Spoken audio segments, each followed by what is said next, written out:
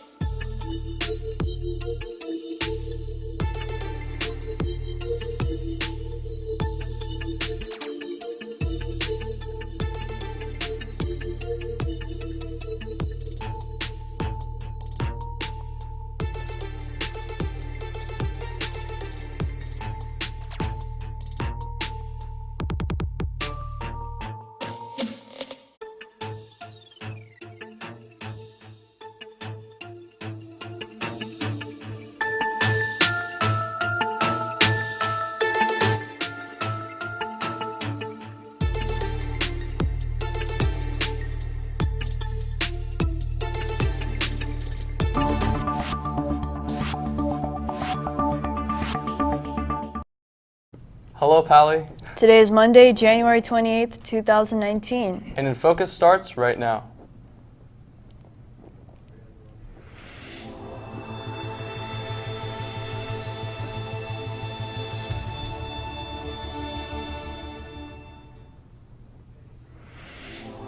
ASB is hosting a winter formal and the date is fast approaching. Club Day is coming to the quad this week. We'll fill you in on all the details. All that and more is coming up on today's show.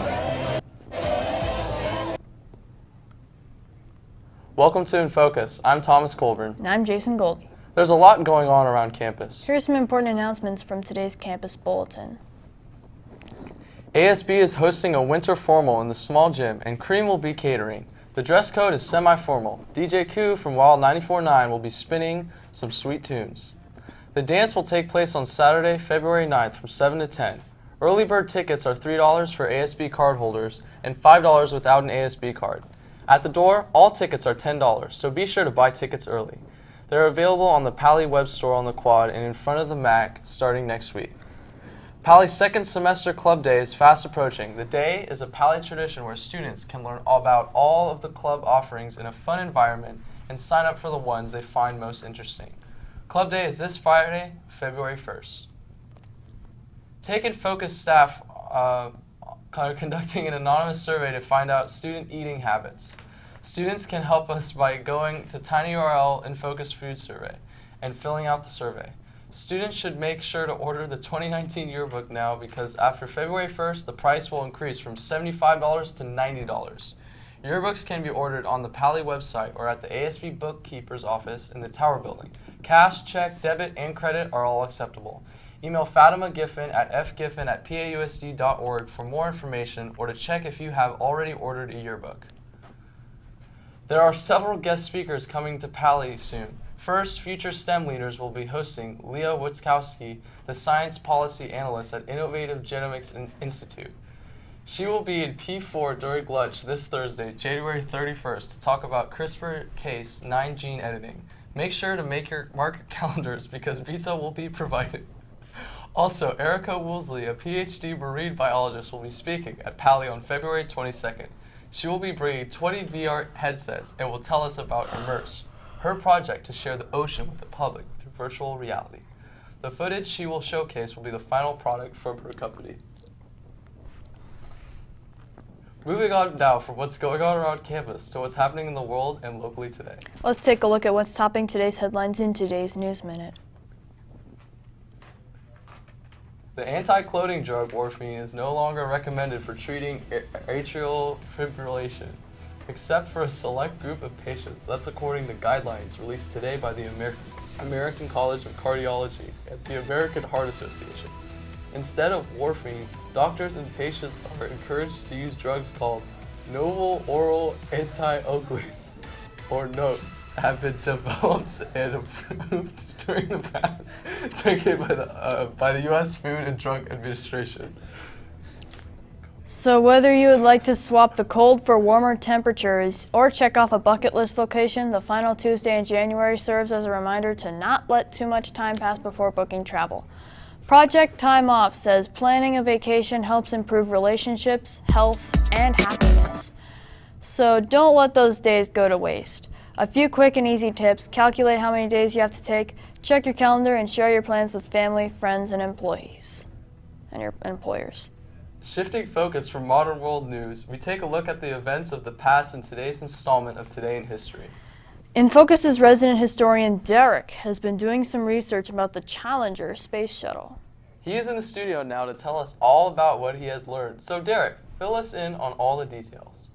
Thanks, Thomas. At 11:38 EST on January 28, 1986, the Space Shuttle Challenger lifted off from Cape Canaveral, Florida, and Krista McAuliffe was on her way to becoming the first ordinary U.S. civilian to travel into space. McAuliffe, a 37-year-old high school social studies teacher from New Hampshire, won a competition that earned her a place among the 7-member crew of the Challenger. She underwent months of shuttle training, but then, beginning January 23rd, was forced to wait 6 long days as the Challenger's launch countdown was repeatedly delayed because of weather and technical problems. Finally, on January 28th, the shuttle lifted off. 73 seconds later, hundreds on the ground, including Krista's family, stared in disbelief as the shuttle broke up in a forking plume of smoke and fire. Millions more watched the wrenching tragedy unfold on live television. There were no survivors. That's all from me. Back to you.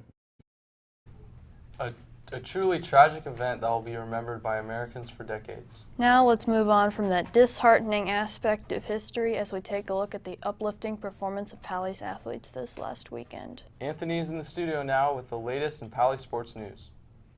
I know you love playing basketball, Anthony, so did our basketball teams bring us any more victories this weekend? There were a few wins. Let's get right to the scores. The girls' JV basketball team played an away conference game at Santa Clara and took the win with a score of 58-39. Next, the girls' varsity basketball also won against Santa Clara with a score of 52-40.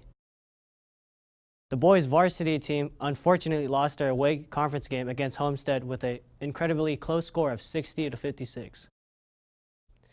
Now let's see what upcoming games Pally are playing in today. Boys' varsity soccer plays at Santa Clara at 3:30, followed by the boys' JV soccer team playing at 5:30 in Santa Clara. Meanwhile, girls' JV basketball are taking on Mountain View in the home game at 5:30. Right after is the girls' varsity basketball game playing a home game against Mountain View at 7 o'clock. As you can see, we have a pretty busy schedule today. That's all from me. Now back to you in the studio. Those were some close-scoring games on Friday. You're right, Jason. I, for one, am excited to attend some of our home games this season to watch and support our athletes in playing these tough games. Me too, Thomas, and one of my favorite parts about basketball is that it's indoors, so you don't have to worry about if it's raining. Good point. We're going to have more rain later this week, so our basketball players should feel lucky that they play under a roof. Our other teams won't be lucky. Let's take a look. We shall go to the beginning.